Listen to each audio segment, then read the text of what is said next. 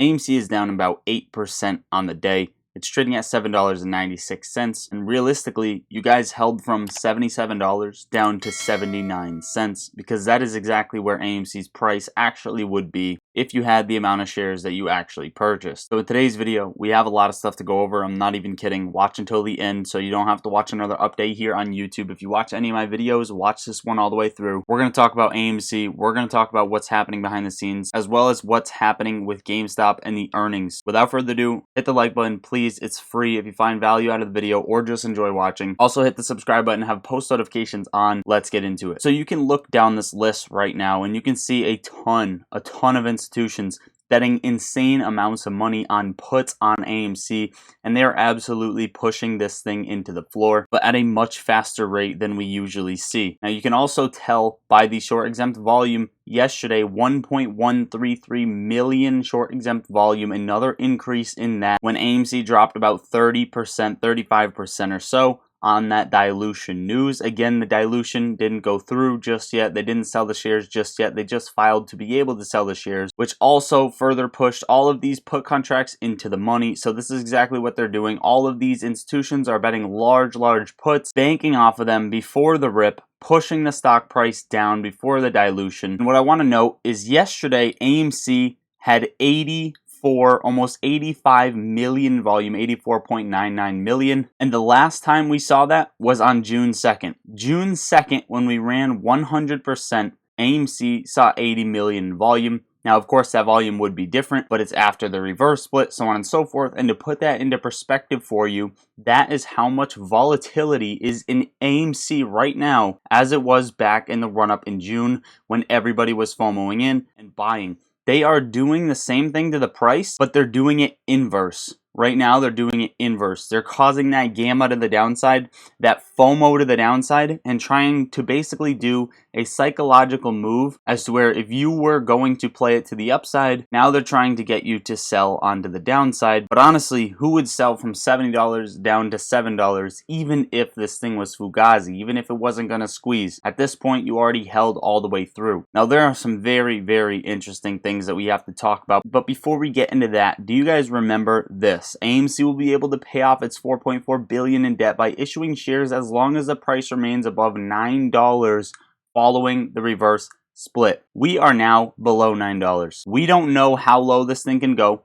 It has never been this low in history, and now we have all of this room to fall. We don't know where AMC is going to go from here. We don't know when it's going to bounce, but we can only assume it's when those extra shares are sold. Now, speaking of extra shares sold, I want to talk about the same exact institutions who are going to be the ones selling AMC shares. Here is something that they aren't telling you. In 2012, they repackaged and sold all of those 2008 CDOs and tranches to the highest bidders. Here's a list of those who bid on them: Barclays Capital, Citigroup Global Markets, Credit Suisse, and Goldman Sachs. The problem is that they had to get rid of the bad bets, MBSs, before they could get to the actual good ones that had value. They were going to pay off these bad bets how they know best: bankrupting companies and derivatives with crypto. Someone always pays their debts for them. Now you can see in here as well, Goldman Sachs, Citigroup Global Markets, Barclays Capital. Is AMC giving them a way out? AMC is also giving these financial institutions the option to buy even more shares, referred to as additional shares, to cover any over allotments. This means if there is more demand than expected, these institutions can buy extra shares at the same price. This option can be exercised within 30 days from the agreement date. Also, I'll mention it looks like this direct sell to the financial toots themselves. What they do with the shares, who knows? Could be a way to freeze the price to not allow to go under issuance price. Now, if a stock price drops below the offering price, the underwriters can buy back some of the shares for less than they were sold for, decreasing the supply and hopefully increasing the price. If the stock rises above the offering price, the over allotment agreement allows the underwriters to buy back the excess shares at the offering price so that they do not lose money. Speaking of extra shares and the dilution, if shorts buy up 75% of the recently announced 400 million share dilution pre-reverse split, they will be able to close out all of the reported short interest on AMC and APE. So apparently, they were smart to not cover at $5 because AMC is at about 80 cents. Now, I find this very, very odd, and I hope you guys too. AMC magically comes off the threshold list a day before they filed a prospectus to sell up to 40 million shares. And we're going to add on to this a little bit later and how it affects GameStop and what's pretty odd. But here are a couple things that you guys should know, just to know, on AMC. In 2022, Adam Aron earned $23.7 million,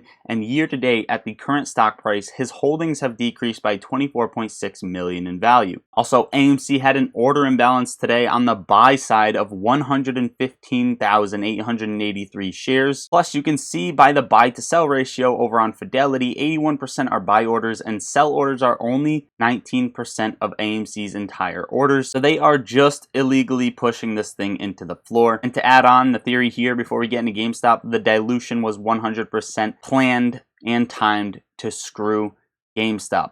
Adam Aron timed this to screw GameStop. What are your thoughts on this in the comments down below? I found it very odd that why the fuck did Adam Aron wait, right? What were these days that we waited, this week that we waited, week and a half that we waited for this to go through?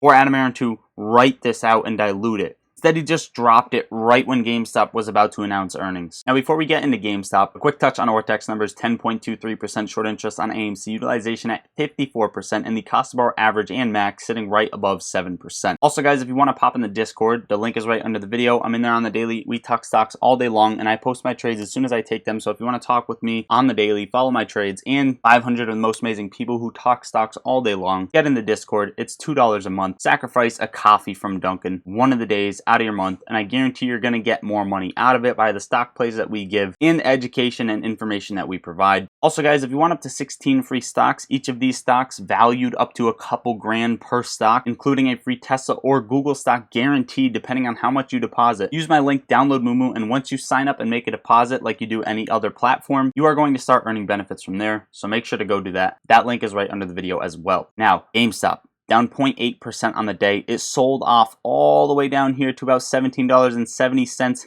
Came back up, built off support at $18.32, and now it is sitting in this parallel channel, hopefully holding support at that $18.65 level, $18.70 level, and hopefully going to retest resistance right around $19.40 before getting a breakout. Now, if not, this cycle, like AMC, is played out inverse and mirrored what we have been tracking on GameStop. If they end up tanking it even more, you can see that this will just be a mirrored cycle, at least the end of it. But overall, we are still expecting a pop. I do still hold my GameStop calls. I did enter a few other trades as well today, so if you want to know them, pop in the Discord. The Ascendant Behemoth, unleashing fear in the hearts of Wall Street short sellers.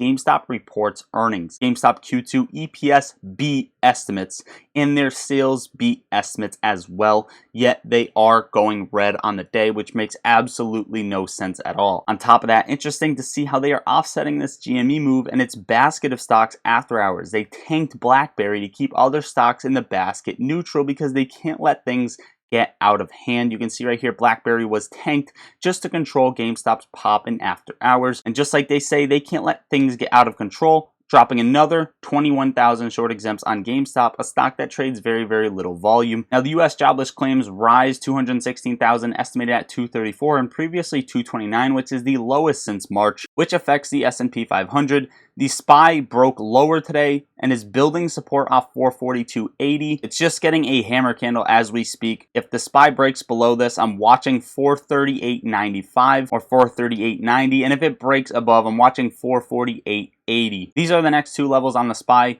based off of what I have drawn out, based off of the fib levels. Watch these. SPY has increasing volume on a sell-off, which looks very, very dangerous. Overall, guys, that is what I got for you for today's video. Hopefully you enjoyed watching or found value out of the video. Make sure to like the video on your way out. Have post notifications on for every time that I upload. I love you all. Lottery Socks out.